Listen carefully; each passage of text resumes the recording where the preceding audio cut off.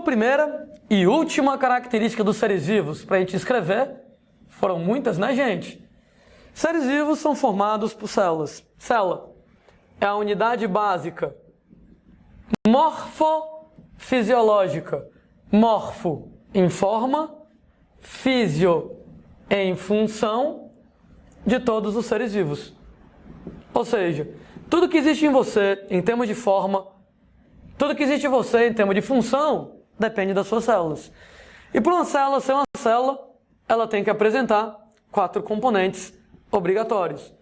Para uma célula ser uma célula, ela tem que ter uma membrana à base de lipídios e proteínas, uma membrana lipoproteica.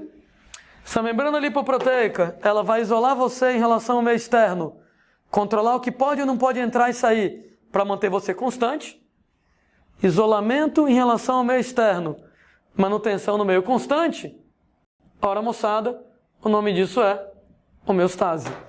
Para uma célula ser uma célula, ela tem que ter um material genético. Sendo que esse material genético, obrigatoriamente, é DNA. E o DNA, né, moçada? Nesse caso, ele é responsável por controlar as habilidades de reprodução. Toda célula tem que ter ribossomos. Ribossomos são estruturas da célula com papel para produzir proteínas. Então, papel de produção de proteínas, síntese proteica. Toda célula produz proteínas.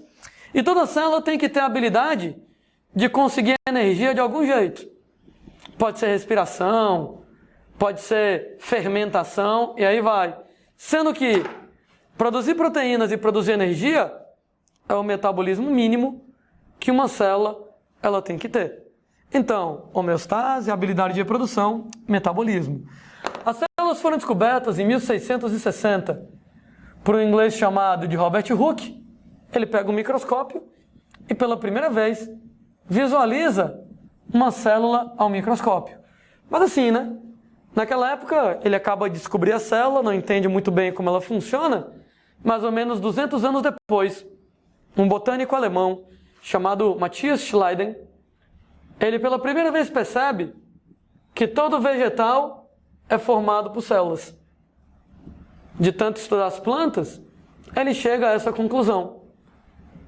No ano seguinte, um outro alemão, zoólogo agora, chamado de Theodor Schwann, ele vai afirmar que todo animal é formado por células. Ô gente, vamos nos colocar no contexto histórico. Estou falando lá do século XIX, onde a natureza ela era dividida em 2 reinos, animal e vegetal. Quem não era animal era vegetal, quem não era vegetal era animal. Dizer que todo vegetal é formado por células, que todo animal é formado por células, é a mesma coisa de dizer que todo ser vivo é formado por células.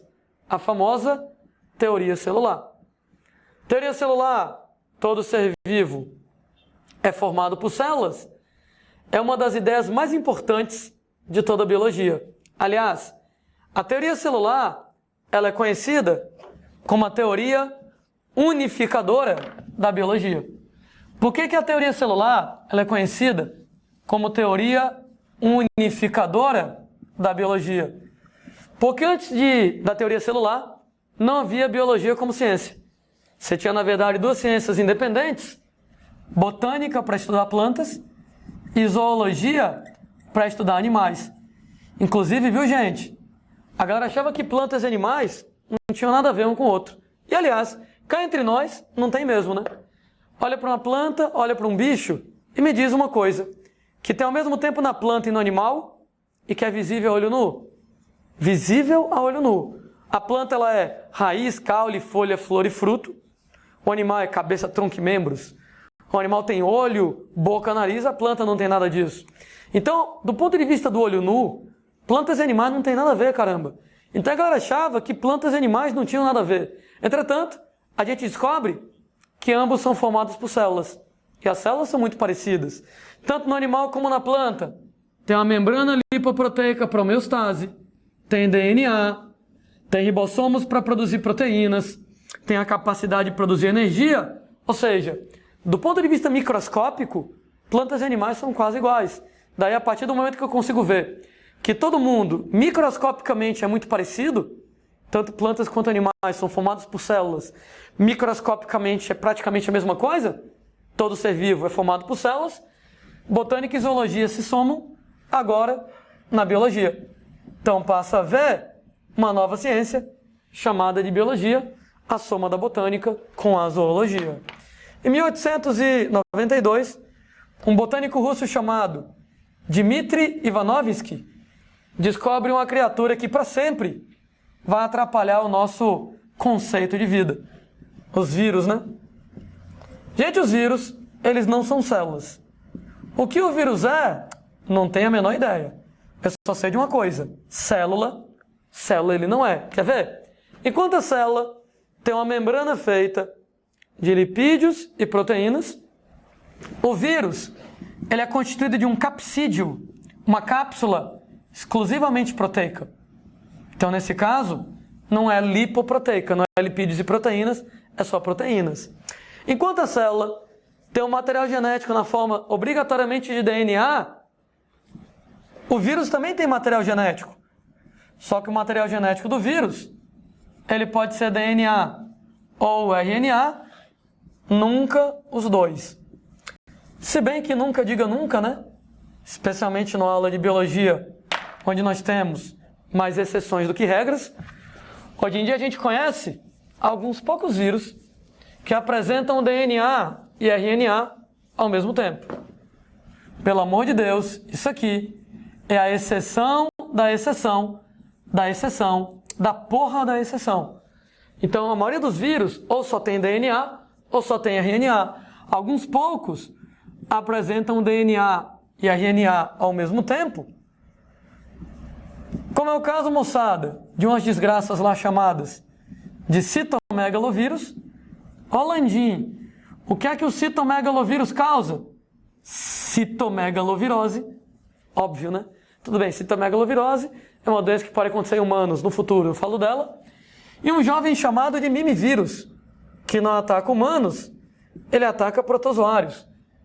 Mas aí, volto a dizer, a exceção da exceção da exceção da porcaria da exceção. Isso aqui não é regra. A célula, moçada, ela tem um metabolismo, no mínimo, para produzir proteínas e para produzir energia. E o vírus, nenhum nem outro. O vírus não produz proteínas, o vírus não produz energia, o vírus não tem metabolismo de jeito nenhum. Tanto é que o vírus, ele utiliza o metabolismo de uma célula que ele invade, de uma célula hospedeira, para se reproduzir. Já que ele não fabrica proteínas, ele usa as proteínas da célula. Já que ele não fabrica energia, ele usa a energia da célula. E aí, moçada, no que ele usa? O metabolismo de uma célula hospedeira para se reproduzir, um termo que ninguém aguenta mais, o vírus ele é um parasita intracelular obrigatório, ele só consegue trabalhar dentro de uma célula. Pelo amor de Deus, olha como o vírus não é uma célula. A célula tem membrana de lipídios e proteínas, o vírus tem uma cápsula somente proteica. A célula tem um material genético de DNA, no vírus pode ser DNA ou pode ser RNA. A célula tem metabolismo e o vírus não tem. Então, que o vírus não é uma célula, eu não tenho a menor dúvida. A grande dúvida é, será que o vírus é ou não é uma forma de vida?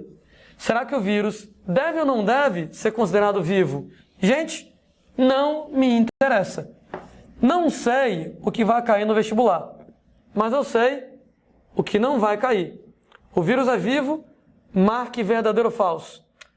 Não tem vestibular no mundo que faça essa pergunta.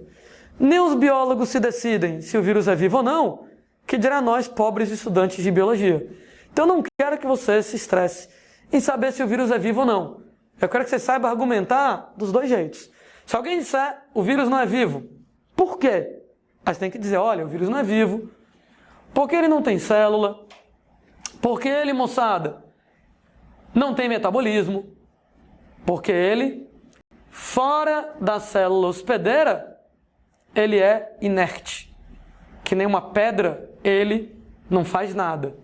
Se alguém disser, por que ele pode ser considerado vivo? E você argumenta, ele pode ser considerado vivo, porque dentro da célula hospedeira, e somente dentro da célula hospedeira, ele se reproduz.